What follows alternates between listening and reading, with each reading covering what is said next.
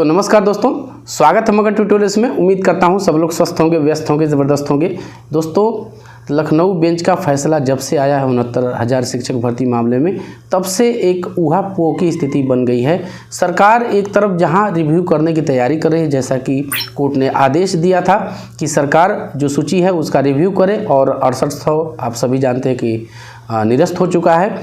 लेकिन सरकार रिव्यू की तैयारी में है और अभ्यर्थी जो है, जो विद्यार्थी हैं, टीचर बन चुके हैं, वो इस फैसले से संतुष्ट नहीं दिखाई दे रहे हैं।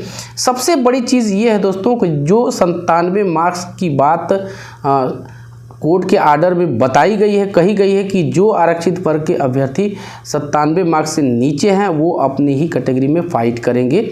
वो जनरल में फ़ाइट नहीं कर सकते, चाहे उनका वास्तविक गुणांक कितना भी अधिक क्यों न हो। वास्तविक गुणांक से मतलब नहीं है, केवल ATRE परीक्षा के आधार पे यदि 97 से वो कम है तो वो OBC में ही फाइट करेंगे। तो ये किस तरह से उचित है, और इनके जो अधिवक्ता है, जो पिटिशनर्स के अधिवक्ता है, वो किस तरह से इन चीज़ों को कोर्ट में स्पष्ट नहीं कर पाए, जबकि शासन का एक पत्र मेरे हाथ लगा है दोस्तों, और उस शासन के पत्र में साफ साफ लिखा है कि ये परीक्षा केवल पात्रता मानदंड है, न कि ये सिलेक्शन प्रोसेस का कोई हिस्सा है। चलिए सीधे मैं आपको PDF पे ही लेके चलता हूँ, और आप यहाँ पे देख सकते हैं दोस्तों, यहाँ पे आप देख सकते हैं, इसको मैंने पहले से ही मार्कअप कर रखा है ताकि जो सही चीज़ें हैं, जो ज़रूरी चीज़ें हैं, वो मैं आपको दिखा सकूं। यहाँ पे ये प्रेषक है, इसके चंद्रशेखर, विशेष सचिव उत्तर प्रदेश शासन सेवा में निदेशक को भेजा गया है, और सचिव परीक्षा नियामक प्राधिकारी दोनों को भेजा गया है ये लेटर। और आप डेट यहाँ पे देख सकते हैं, 7 जनवरी 2019 को इन्होंने भेजा है, और ATRE से संबंधित इस पूरे 69,000 शिक्षक भर्ती के संबंध में विस्तृत दिशा निर्देश हैं इसमें। तो आप देख सकते हैं यहाँ पे इन्होंने क्या कहा है। क वाला कॉलम आप पढ़िए। सामान्य वर्ग के अभ्यर्थियों को पूर्णांक 150 में से 97 अंक यानी 65% इनको ये लाएंगे, तभी ATRE में इनको उत्तीर्ण माना जाएगा, तभी सहायक अध्यापक भर्ती परीक्षा 2019 हेतु उत्तीर्ण माना जाएगा। अब ये स्कोर अनारक्षित यानी आरक्षित वर्ग के लिए क्या है, आप देख लीजिए यहाँ पे। आरक्षित वर्ग को 60% मार्क्स लाना था 90 में से 150 में से, और यहाँ पे आप देख सकते हैं कि 150 में से इनको 90 लाना था। यदि इससे ये कम लाते हैं तो ये उत्तीर्ण नहीं माने जाएंगे। साफ साफ लिखा है, 60% एवं अधिक अंक प्राप्त करने वाले अभ्यर्थियों को सहायक अध्यापक भर्ती परीक्षा हेतु उत्तीर्ण माना जाएगा। ये चीज़ क्लियर हो गई।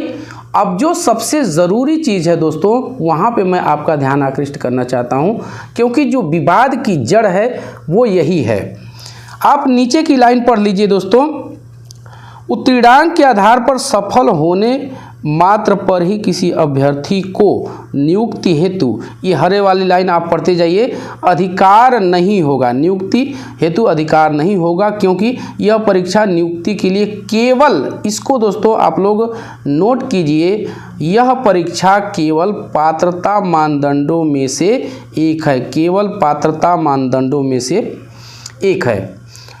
अब ये समझ में नहीं आता कि जो पिटिशनर्स के अधिवक्ता है वो इस चीज़ को, इन्होंने इसको कोर्ट में कोर्ट क्यों नहीं किया, अदालत के अंदर इसको कोर्ट क्यों नहीं किया, क्योंकि ये सीधे सीधे जो शासन का लेटर है इसमें सारी चीज़ें लिखी हुई है कि जो ये ATRE परीक्षा है ये केवल एक पात्रता मानदंड है, न कि ये किसी भी तरह से सिलेक्शन प्रोसेस का हिस्सा है। दूसरी चीज़, जो ये चीज़ें अब इसी को लेके ये बता दिया गया कि 97 में 90 तक इनको एक बार आरक्षण दे दिया गया, क्योंकि सामान्य वर्ग के अभ्यर्थियों के लिए 97 लाना है, और जो आरक्षित वर्ग के अभ्यर्थी हैं उनको 90 लाना है। तो यहाँ पे तो इनको रिलैक्सेशन दे दिया गया, आरक्षण दे दिया गया।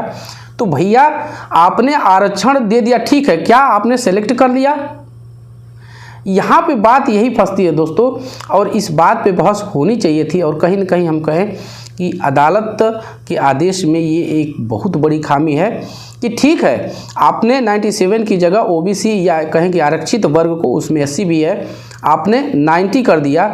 लेकिन यहाँ पे ध्यान देने लायक बात यह है कि क्या यहाँ पे आप सेलेक्ट किया, आपने 90 पे इनको आपने सेलेक्ट नहीं किया, क्योंकि दोबारा आपने मेरिट बनाई एकेडमिक का मिला के 40 और 60, इसके बाद आपने सिलेक्शन दिया है। तो आप ये कैसे कह सकते हैं कि वहाँ पे दोहरा आरक्षण दिया गया है?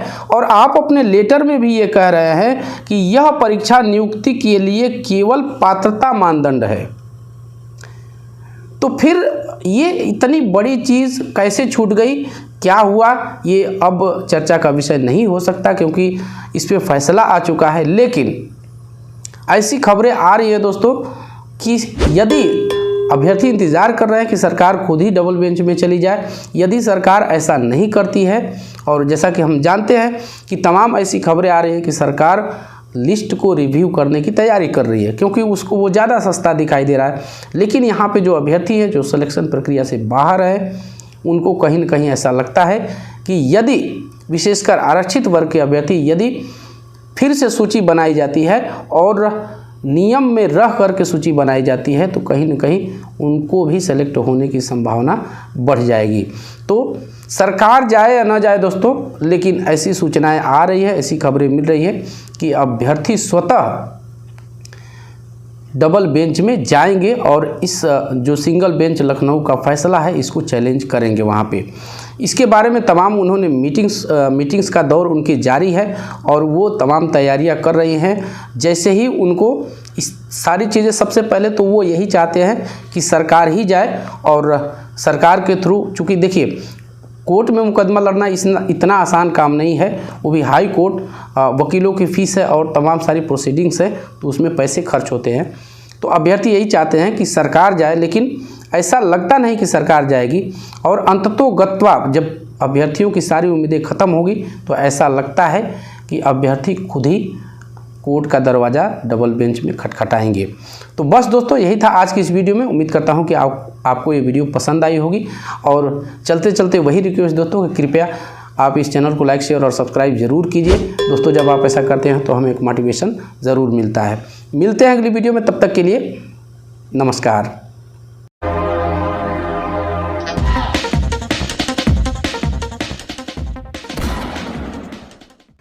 तो नमस्कार दोस्तों, स्वागत है मगन ट्यूटोरियल्स में। उम्मीद करता हूं सब लोग स्वस्थ होंगे, व्यस्त होंगे, ज़बरदस्त होंगे। दोस्तों, संडे फॉर यू का ये अगला एपिसोड, और आप सभी जानते हैं कि इसमें हम आपके कमेंट्स के आमने सामने जवाब देते हैं। तो चलिए देखते हैं किसने क्या भेजा है। यहाँ पे मैं पहला कमेंट लेता हूँ दोस्तों। पहला कमेंट भेजा है